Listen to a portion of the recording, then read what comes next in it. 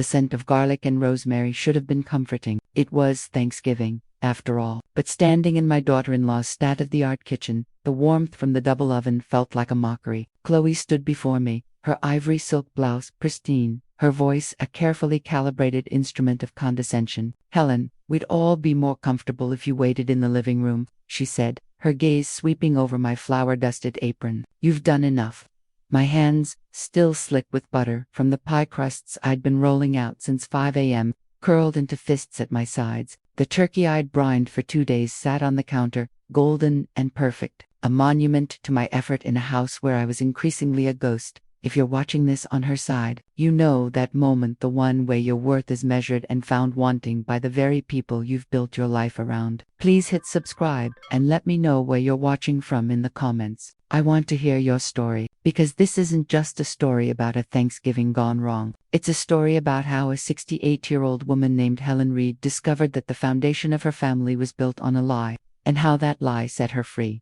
Let me rewind. 4 months ago, I was in my small sunlit cottage on the outskirts of Portland, Oregon. It was the house my husband, Paul, and I had bought with dreams of growing old together. After his sudden heart attack 5 years ago, the silence in those rooms became a physical presence. My son, Mark, and his wife Chloe lived in a gleaming, modern box in the West Hills, a testament to Chloe's interior design vision and, though no one said it aloud, the $180,000 down payment I'd provided from Paul's life insurance. Mark called on a balmy July evening. "Mom, Chloe's parents are flying in from Connecticut for Thanksgiving. They want the full experience. We were hoping you'd handled the cooking. You know, the traditional stuff. Chloe's more of a curated menu kind of person." I should have heard the warning bells. For the 3 years since their wedding, I'd been slowly phased out of family events, or relegated to the role of help. But the chance to cook a proper Thanksgiving, to fill a house with the smells of my mother's recipes, to feel useful, it was a siren song I was too lonely to resist. "Of course, honey," I said, the eagerness in my voice betraying my desperation. "I'd love to." "Great," he said, relief evident. "Just maybe wear something nice. The Carlyles are pretty formal." I looked down at my gardening jeans. "I'll wear my best apron," I joked. He didn't laugh. That the week before Thanksgiving, I threw myself into preparation like it was a military campaign. I spent days poring over my recipe cards, their edges softened by decades of use. I sourced the heritage turkey from a farm an hour away, bought pounds of organic yams and green beans, and even tracked down the specific brand of chestnuts my own mother had used in her stuffing. I was investing not just money, but memory, a piece of my history, into this meal. The day before, I arrived at their house with coolers and bags. Chloe greeted me at the door, her smile not quite reaching her eyes. "Helen, wonderful. The caterers will be here at 3 p.m. tomorrow to plate everything. You can just leave the prepared dishes in the kitchen." I froze. "Caterers? I thought I was cooking." "Oh, for the main meal, of course you are," she said, waving a dismissive hand. "But for the presentation and service, we can't have you running around serving your family." The way she said family made it sound like a burden.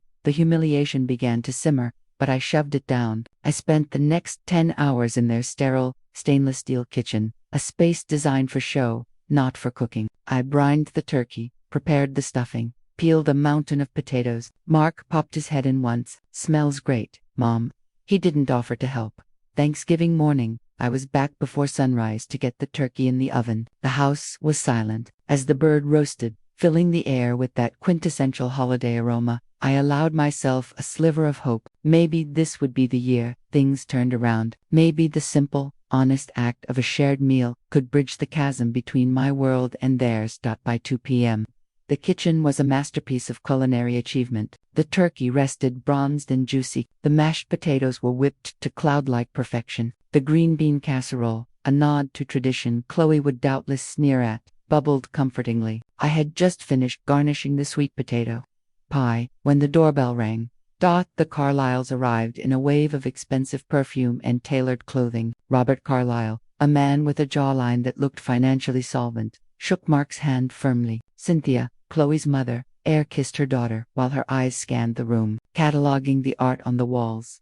Then her gaze fell on me, standing in the kitchen doorway, wiping my hands on my apron. "And you are?" she asked, her tone politely inquisitive, as if I might be the new housekeeper. Chloe laughed, a tinkling, artificial sound. "Oh, Mother, that's Helen, Mark's mother. She's been an absolute angel in the kitchen today. We'd be lost without her." The words were meant to sound grateful, but they landed like a verdict. The help, the angel in the kitchen, invisible until a mess needed cleaning or a meal needed cooking. I felt the smile freeze on my face. Mark, standing beside Chloe, looked momentarily uncomfortable, but then he chuckled nervously. "Yeah, Mom's the best." The caterers arrived then, two efficient young people in black uniforms, who began expertly transferring my food to Chloe's pristine white platters, artfully drizzling sauces and scattering microgreens over my labor of love, effectively erasing my fingerprints from the meal. We sat at a table that could have seated 12. I was placed at the far end, next to Cynthia. The conversation swirled around me, talk of stock portfolios, a recent trip to Tuscany, the dizzying success of Chloe's latest design project. Every time I tried to interject, to mention Paul, or my garden, or the book I was reading, the conversation would politely slide past my comment, like water off a duck's back. Then came the moment that shattered the last of my illusions. Chloe was recounting a story about a difficult client, and I told her, she said, sipping her wine, that true elegance isn't about the price tag, it's about knowing what to discard. Her eyes flickered to me, then away. Some things, no matter how sentimental, just cluttered the space. The room laughed. Mark laughed. I excused myself and walked to the guest bathroom, my heart hammering against my ribs. I leaned against the cool marble sink, staring at my reflection, a 68-year-old woman with kind eyes and flower in her hair. A walking, talking piece of sentimental clutter. That's when I heard them, their voices carried clearly from the dining room. "She means well, darling," Cynthia was saying, "but you really must establish clearer boundaries. It's not good for her to be so reliant on you." "I know, Mother," Chloe sighed, "but what can we do? She has nowhere else to go. We're stuck with her." Stuck with her. The words echoed in the silent, expensive bathroom. I wasn't family. I was a problem to be managed, a responsibility they were stuck with.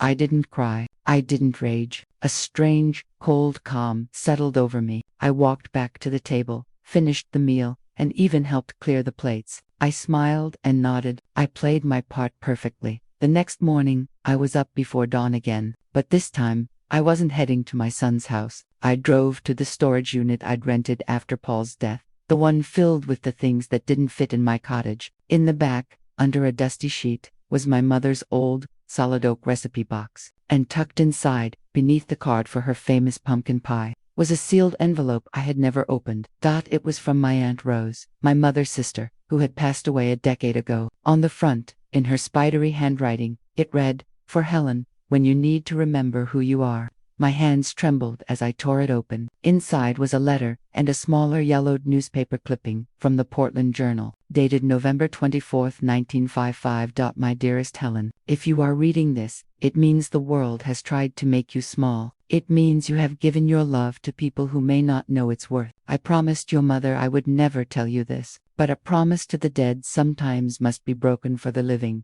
The year you were born, there was a terrible fire at St. Jude's Hospital. Chaos. Babies were rushed from the nursery. In the confusion, a mistake was made. You were not the child my sister birthed. The baby she brought home, the one she named Helen, was meant for another family." She learned of the switch years, later through hospital records uncovered during a routine inquiry. She was devastated, but she loved you far too much to ever say a word. She made me swear to keep the secret. The clipping is the birth announcement for the other child, the one who should have been you. Her name was given as Elizabeth Ann Miller. I don't tell you this to cause you pain, but to set you free. Your strength, your spirit, your stubborn kindness, that was always yours. It didn't come from bloodline, but from something deeper. Remember that no one can ever take that from you. With all my love." Aunt Rose. I sat on the cold concrete floor of the storage unit, the letter in my lap, the world tilting on its axis. For 67 years, I had believed I was the biological daughter of Mary and Arthur Reed.